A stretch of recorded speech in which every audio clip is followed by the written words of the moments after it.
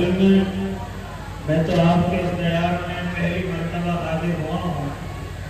مجھے تو ماحول کا معلوم نہیں، اس لیے میں تو اپنی گفتگو اگر ایک آدمی بیٹھا ہوا ہوگا تب بھی کروں گا، پورا گاؤں بیٹھا ہوا ہوگا تب بھی کروں گا. لیکن عجیب سا معاملہ، ناظرین جلسہ آپ کو آگے کی طرف بلا رہے تھے تب تو آپ کا دل نہیں چاہ رہا تھا، اور ابھی ذرا سا بچوں مانا ہو گیا تو ایسا لگ رہا ہے کہ بڑی تیزی کے ساتھ نکل کر بھی گئے ہیں. تو اس لیے مجھے تو معلوم نہیں آپ کے ماحول کا. خیر، میں اپنی گفتگو انشاءاللہ وقت مقررہ پر مکمل کروں گا، پھر آپ اپنے گاؤں کے بچوں کو بڑوں کو دیکھتے رہنا. خیر، یہ اس وقت میں اس جلسے کی آخری کڑیاں ہیں، آخری لمحات ہیں. اس میں شیطان کوشش کرے گا کہ کسی طریقے سے اس مجمع کو اکھاڑا جائے، کسی طریقے سے اس مجمع میں اپنا کام کیا جائے. اسے معلوم ہے کہ اگر اس کے ذہن میں ایک بھی بات دین کی بیٹھ گئی اور ایک بھی مجمع سے عمل کرنے والا ہو گیا تو شیطان کی محنت پر پانی پھر جائے گا. اس لیے وہ اس کوشش میں لگا ہوا ہے کہ کسی طریقے سے اس جمے ہوئے مجمع کو اکھاڑا جائے اور ان اللہ کے بندوں کو اس مجلس سے ہٹایا جائے کہ جس مجلس پر اللہ نے مغفرت کے وعدے کیے ہیں، جس مجلس سے اٹھنے کے جانے کے بعد اللہ آپ کو مغفرت کے پروانے دے گا. تو شیطان تب چاہتا ہے کہ آپ کی مغفرت کا فیصلہ ہو، آپ کی جنت کا فیصلہ ہو، آپ کی روزیوں میں برکتوں کا فیصلہ ہو. اس لیے وہ کوئی نہ کوئی کوشش ضرور کرے گا کہ اس مجلس سے آپ کو دور کر دیا جائے. لیکن آپ اللہ کے نیک بندے ہیں، شیطان کے بہکانے میں نہیں آئیں گے اور اس مجمع کو، اس جلسے کو اپنی مغفرت کا ذریعہ انشاءاللہ بنائیں گے. یہ جلسہ میری اور آپ کی جنت کا ذریعہ بنے گا. اللہ کے نیک بندوں تو بہت مختصر گفتگو کرنے لگا، ذرا میری طرف متوجہ ہو جائیں.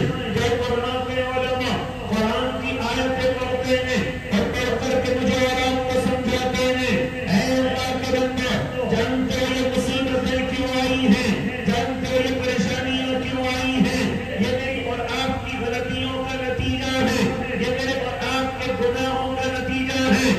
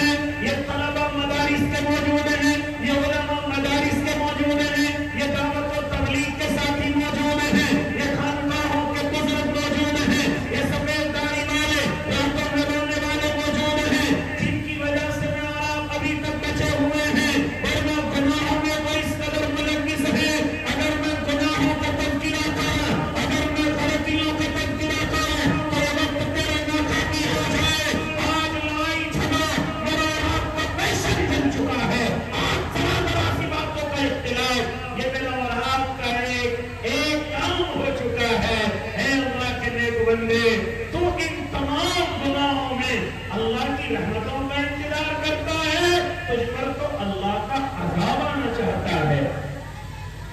یہ تو قربان جاؤ اپنے محبوب کے آنسوؤں پر جو میں اور آپ بچے ہوئے ہیں۔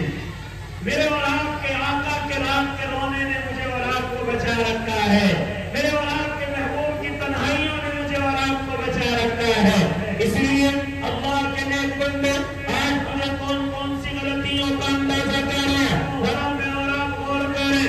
میں اور آپ تو دوبارہ زمانے جاہلیت کی طرف بڑھ رہے ہیں۔ کون سا زمانہ جاہلیت کہ جس زمانے جاہلیت میں میرے اور آپ کے آقا اس زمین پر تشریف لائے تھے، کیا ماحول تھا اس زمین پر؟ ذرا اپنے علماء سے معلوم کیجئے، ذرا اپنے ان اللہ والوں سے معلوم کیجئے، کیا ماحول تھا اس وقت کا؟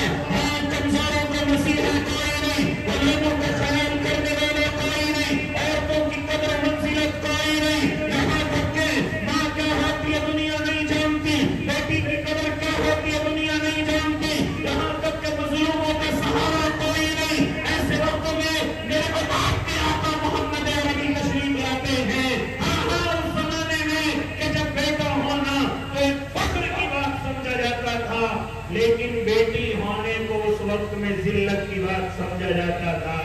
اللہ کے بندے ذرا مجھے بتا، کیا میں اور آپ اسی ماحول میں واپس نہیں ہو رہے ہیں؟ کیا میں اور آپ اسی ماحول میں واپس نہیں آ رہے جس ماحول کو سدھار کر کے میرے اور آپ کے آقا گئے تھے؟ کیا میں اور آپ اسی ماحول میں نہیں آ رہے کہ جب اختلاف اپنی چرم پر تھا، جب دشمنیاں آسمان کو چھو رہی تھی، جب آپس کا قتل اقتدار اس زمین کا پیشن بن گیا تھا، کہ جب میرے اور آپ کے آقا محمد عربی تشریف لائے تھے تو کئی سو سال کی نفرتیں ان کے دلوں میں پنپ رہی تھی، اور آپس میں ایک دوسرے کے دشمن تھے۔ اے امت مسلمہ، ذرا مجھے غور کر کے بتا، کیا میں اور آپ دوبارہ آپس میں دشمنیاں نہیں رکھنے لگے ہیں؟ کیا میں اور آپ آپس میں دوبارہ اختلاف میں نہیں پڑ گئے ہیں؟ آج ایک دوسرے کی عزت کرنے کو بے عزتی سمجھتے ہیں، آج بیٹیوں کی پیدائش کو میں اور آپ اپنی ذلت سمجھنے لگے ہیں۔ اے اللہ کے نیک بندے، پھر وہی ماحول تو کرتا ہوا جا رہا ہے جس ماحول کو میرے آقا ٹھیک کر کے گئے تھے۔ کیا جواب دے گا میرے اور آپ کے آقا کو؟ کیا جواب دے گا محمد عربی صلی اللہ علیہ وسلم کو؟ کل قیامت کے میدان میں جب وہ میرے اور آپ کے سامنے کھڑے ہوئے ہوں گے، پھر دوبارہ سے میں اور آپ اسی زمانے جاہلیت میں کہ اللہ کے نیک بندے جب میرے اور آپ کے آقا اس زمین میں تشریف لائے تھے، زمین کا ماحول کیا تھا؟ نشہ ان کی عادت بن گیا تھا، جوا اور سٹا ان کا کاروبار تھا، ہاں زنا ان کی ایک ان کا عیب بن گیا تھا۔